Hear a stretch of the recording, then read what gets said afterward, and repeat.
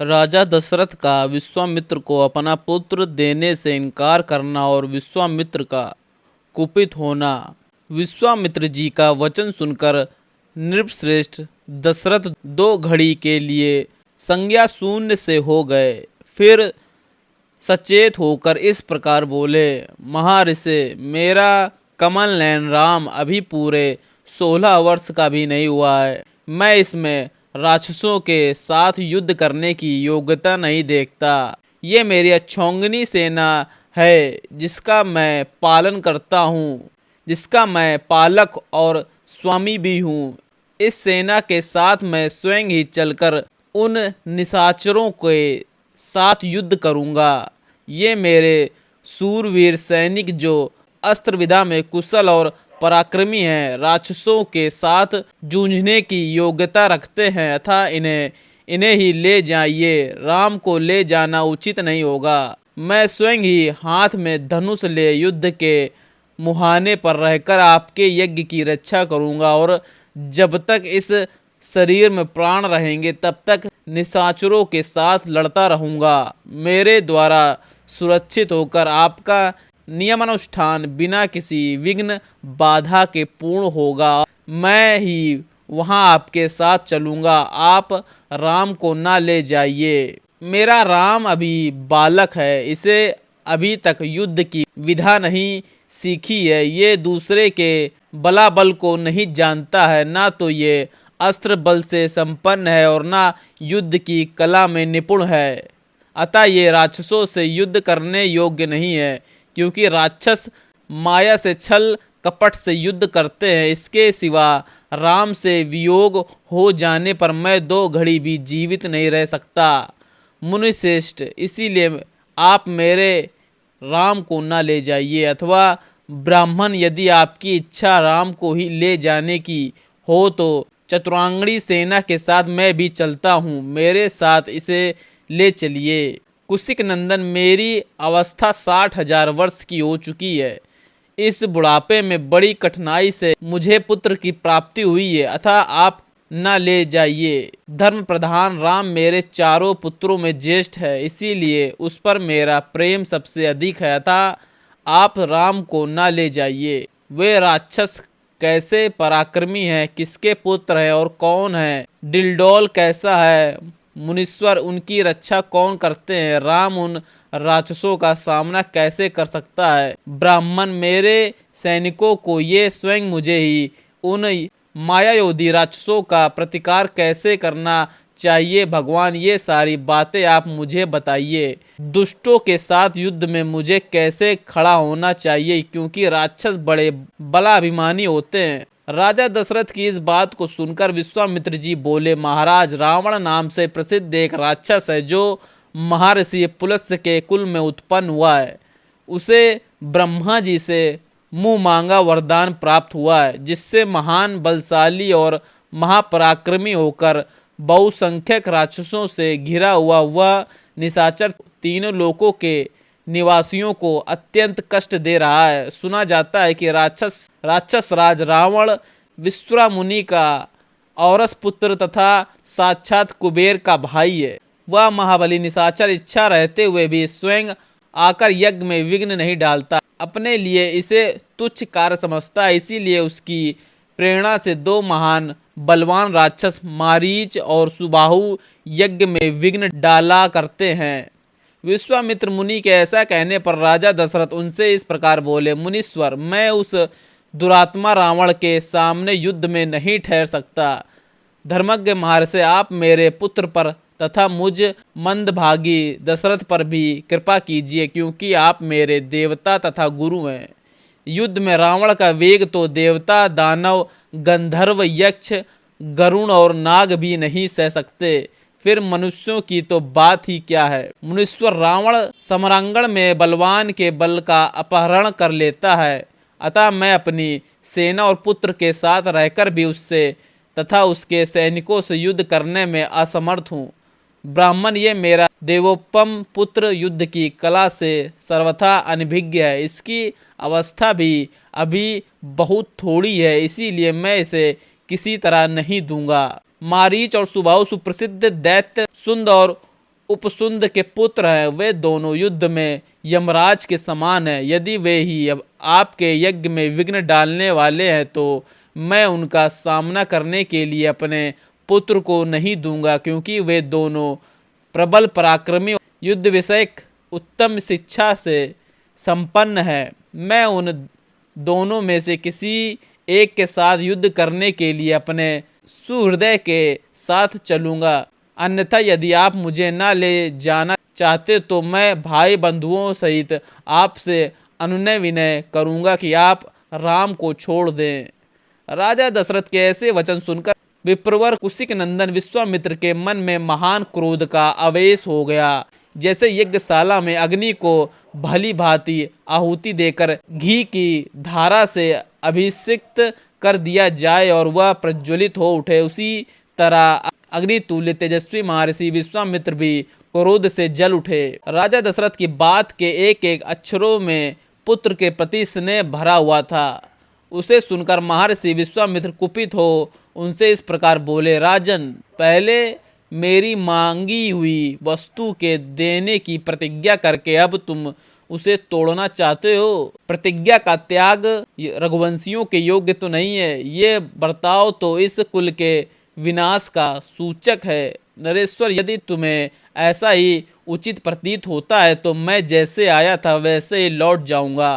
कुकुस कुल के रत्न, अब तुम अपनी प्रतिज्ञा झूठी करके हितैषी सुहृदों से घिरे रहकर सुखी रहो। बुद्धिमान विश्वामित्र के कुपित होते ही सारी पृथ्वी कांप उठी और देवताओं के मन में महान भय समा गया। उनके रोष से सारे संसार को त्रस्त हुआ। जान उत्तम व्रत का पालन करने वाले धीर चित्र महर्षि वशिष्ठ ने राजा से इस प्रकार कहा, महाराज, आप इक्ष्वाकु वंशी राजाओं के कुल में साक्षात दूसरे धर्म के समान उत्पन्न हुए हैं। धैर्यवान, उत्तम व्रत के पालन तथा ऋषि संपन्न हैं। आपको अपने धर्म का परित्याग नहीं करना चाहिए। रघुकुल भूषण दशरथ बड़े धर्मात्मा है, ये बात तीनों लोकों में प्रसिद्ध है। अतः आप अपने धर्म का ही पालन कीजिए, अधर्म का भार सिर पर ना उठाइए। अमुक कार्य करूंगा ऐसी प्रतिज्ञा करके भी जो उस वचन का पालन नहीं करता है, उससे उसके यज्ञ याज्ञ इष्ट तथा बावली तालाब बनवाने आदि पूर्ण कर्मों के पूर्ण का नाश हो जाता है। अतः आप श्री राम को विश्वामित्र के साथ भेज दीजिए। ये अस्त्र विधा जानते हो या ना जानते हो, राक्षस इनका सामना नहीं कर सकते। जैसे प्रज्वलित अग्नि द्वारा सुरक्षित अमृत पर कोई हाथ नहीं लगा सकता, उसी प्रकार कुशिक नंदन विश्वामित्र से सुरक्षित हुई श्री राम का वे राक्षस कुछ भी बिगाड़ नहीं सकते। ये श्री राम तथा महर्षि विश्वामित्र की साक्षात धर्म की मूर्ति हैं। ये बलवान में श्रेष्ठ हैं। विद्या के द्वारा ही ये संसार में सबसे बड़े चढ़े हैं। तपस्या के तो ये विशाल भंडार ही हैं। चराचर प्राणियों सहित तीनों लोकों में जो नाना प्रकार के अस्त्र हैं, उन सबको ये जानते हैं। इन्हें मेरे सिवा दूसरा कोई पुरुष ना तो अच्छी तरह जानता है, ना कोई जानेंगे ही। देवता, ऋषि, राक्षस, गंधर्व, यक्ष, किन्नर तथा बड़े बड़े नाग भी इनके प्रभाव को नहीं जानते हैं। प्रायः सभी अस्त्र कृषा के परम धर्मात्मा पुत्र हैं। उन्हें प्रजापति ने पूर्व काल में कुशिक नंदन विश्वामित्र को, जब कि वे राज्य शासन करते थे, समर्पित कर दिया था। कृषा के वे पुत्र प्रजापति दक्ष की 2 पुत्रियों की संतानें हैं। उनके अनेक रूप हैं। वे सब के सब महान, शक्तिशाली, प्रकाशमान और विजय दिलाने वाले हैं। प्रजापति दक्ष की 2 सुंदरी कन्याएं हैं। उनके नाम जया और सुप्रभा। उन दोनों के 100 परम प्रकाशमान अस्त्र शस्त्रों को उत्पन्न किया है। उनमें से जिसने वर पाकर 50 श्रेष्ठ पुत्रों को प्राप्त किया है, जो अपरिमित शक्तिशाली और रूप रहित हैं, वे सब के सब असुरों की सेनाओं का वध करने के लिए प्रकट हुए हैं। फिर सुप्रभा ने भी संहार नामक 50 पुत्रों को जन्म दिया, जो अत्यंत दुर्जय हैं। उन पर आक्रमण करना किसी के लिए भी सर्वथा कठिन है तथा वे सब के सब अत्यंत बलिष्ठ हैं। ये धर्मज्ञ कुशिक नंदन उन सब अस्त्र शस्त्रों को अच्छी तरह जानते हैं। जो अस्त्र अब तक उपलब्ध नहीं हुए हैं, उनको भी उत्पन्न करने की इनमें पूर्ण शक्ति है। रघुनंदन, इसीलिए मुनिश्रेष्ठ धर्मज्ञ महात्मा विश्वामित्र जी से भूत या भविष्य की कोई बात छुपी नहीं है। राजन, ये महातेजस्वी महायशस्वी विश्वामित्र ऐसे प्रभावशाली हैं, अतः इनके साथ राम को भेजने में आप किसी प्रकार का संदेह न करें। महर्षि कौशिक स्वयं भी उन राक्षसों का संहार करने में समर्थ हैं, किंतु ये आपके पुत्र का कल्याण करना चाहते हैं, इसीलिए यहाँ आकर आपसे याचना कर रहे हैं। महर्षि वशिष्ठ के इस वचन से विख्यात यश वाले रघुकुल शिरोमणि नृपश्रेष्ठ दशरथ का मन प्रसन्न हो गया। वे आनंद मगन हो गए और बुद्धि से विचार करने पर विश्वामित्र जी की प्रसन्नता के लिए उनके साथ श्री राम का जाना उन्हें रुचि के अनुकूल प्रतीत होने लगा। वशिष्ठ के ऐसा कहने पर राजा दशरथ का मुख प्रसन्नता से खिल उठा। उन्होंने स्वयं ही लक्ष्मण सहित श्री राम को अपने पास बुलाया। फिर माता कौशल्या, पिता दशरथ और पुरोहित वशिष्ठ ने स्वास्थ्य वाचन करने के पश्चात उनका यात्रा संबंधी मंगल कार्य संपन्न किया। श्री राम को मंगल सूचक मंत्रों से अभिमंत्रित किया गया। तदंतर राजा दशरथ ने पुत्र का मस्तक सूंघकर अत्यंत प्रसन्नचित्त से उनको विश्वामित्र को सौंप दिया। उस समय धूल रहित सुखदायिनी वायु चलने लगी। कमल नयन श्री राम को विश्वामित्र जी के साथ जाते देख देवताओं ने आकाश में वहां फूलों की बड़ी भारी वर्षा की। देव दुदुम्बियां बजने लगी। महात्मा श्री राम की यात्रा के साथ शंखों और नागों की ध्वनि होने लगी। आगे आगे विश्वामित्र, उनके पीछे काक पक्षधारी महायशस्वी श्री राम तथा उनके पीछे सुमित्रा कुमार लक्ष्मण जा रहे थे। उन दोनों भाइयों ने पीठ पर तरकस बांध रखे थे। उनके हाथों में धनुष शोभा पा रहे थे तथा वे दोनों दसों दिशाओं को सुशोभित करते हुए महात्मा विश्वामित्र के पीछे तीन तीन फन वाले दो सर्पों के समान चल रहे थे। एक और कंधे पर धनुष, दूसरी ओर तुणीर और बीच में मस्तक। इन्हीं तीनों की तीन फन से उपमा दी गई है। उनका स्वभाव उच्च एवं उदार था। अपनी अनुपम कांति से प्रकाशित होने वाले वे दोनों अनिंद सुंदर राजकुमार सब और शोभा का प्रसार करते हुए विश्वामित्र जी के पीछे उसी तरह जा रहे थे जैसे ब्रह्मा जी के पीछे दोनों अश्विनी कुमार चलते हैं। वे दोनों भाई कुमार श्री राम और लक्ष्मण वस्त्र और आभूषणों से अच्छी तरह अलंकृत थे। उनके हाथों में धनुष थे। उन्होंने अपने हाथों की अंगुलियों में गोहटी के चमड़े के बने हुए दस्ताने पहन रखे थे। उनके कटी प्रदेश में तलवारें लटक रही थी। श्रीअंग बड़े मनोहर थे। वे महातेजस्वी श्रेष्ठ वीर अद्भुत कांति से उद्भासित हो सब और अपनी शोभा फैलाते हुए कुशिक पुत्र विश्वामित्र का अनुसरण कर रहे थे। उस समय वे दोनों वीर अचिंत्य शक्तिशाली स्थाणुदेव महादेव के पीछे चलने वाले दो अग्नि कुमार स्कंद और विशाखा की भांति शोभा पाते थे।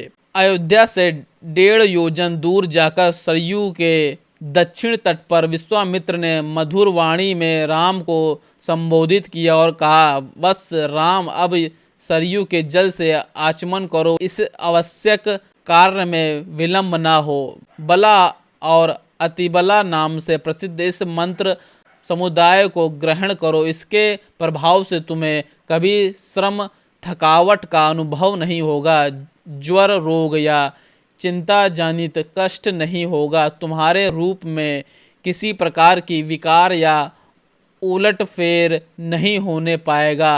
सोते समय अथवा सावधानी की अवस्था में भी राक्षस तुम्हारे ऊपर आक्रमण नहीं कर सकेंगे। इस भूतल पर बाहुबल में तुम्हारी समानता करने वाला कोई ना होगा तथा रघुकुल नंदन राम बला और अति बला अभ्यास करने से तीनों लोकों में तुम्हारे समान कोई ना रह जाएगा।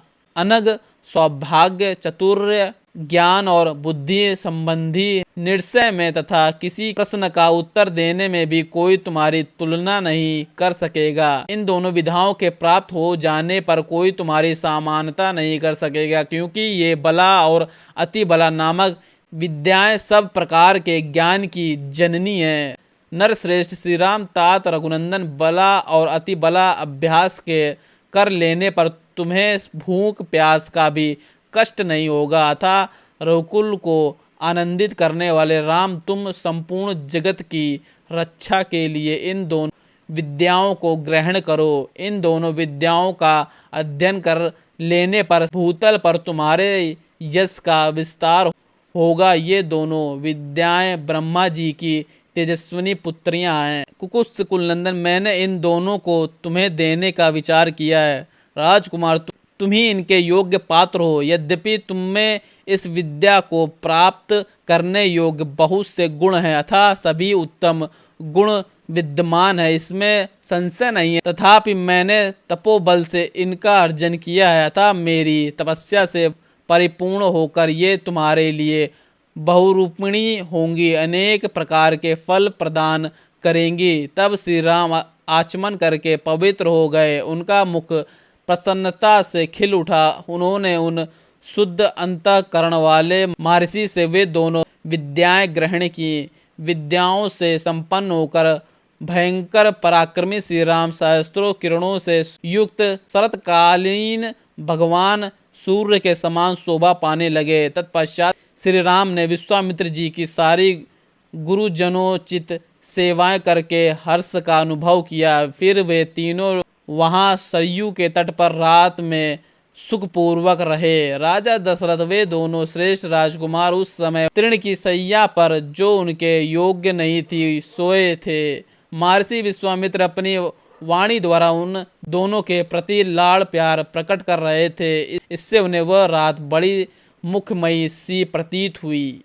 इस प्रकार श्री वाल्मीकि निर्मित आर्ष रामायण के आदि काव्य के बालकांड में 22वां सर्ग पूर्ण हुआ।